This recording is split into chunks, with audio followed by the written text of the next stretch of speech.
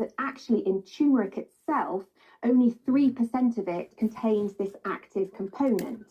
So actually, the studies where you see benefits from turmeric are actually using a curcumin extract, which is 95% curcumin. So you're getting much more power rather than actually just the standard spice that someone might have at home. So that leap between going, it seems like turmeric does have important compounds in, and a diet high in turmeric in general is associated with good health, yes, leads you down the road of going, and therefore the supplement's good. But at that point, it's an unregulated product that is definitely expensive. Anti-aging. And the evidence that it will improve your health in a really specific, measurable way just is not there. And if it was, we'd give it out on the NHS. Yeah, absolutely. I think we have to take these things with a pinch of salt, excuse the pun. And one of the ways, I suppose, in which herbs and spices can come into our lives is to give us variety, to help our gut health, all of those things.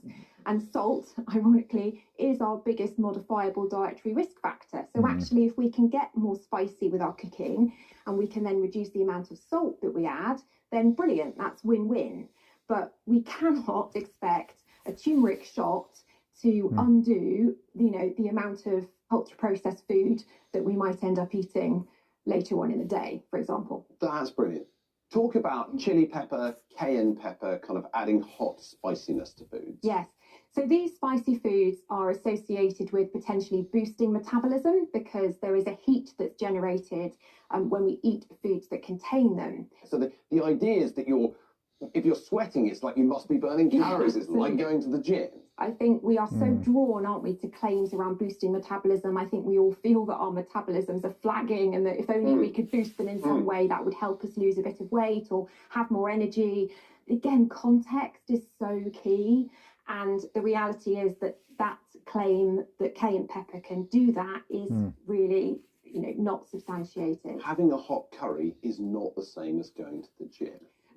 It's a con. That's good. We're clear about that. Yeah.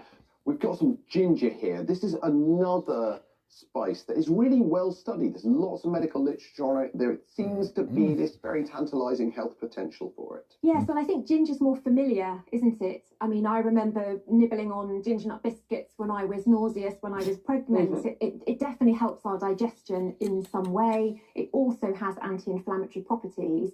But again, to get the level of ginger that's going to really have these therapeutic benefits, you'd need to be having quite a lot of it. And that, again, might not be very practical as our, number one solution for how we're going to improve our health. The bottom line is, by all means, add a variety of spices to your meal. It'll allow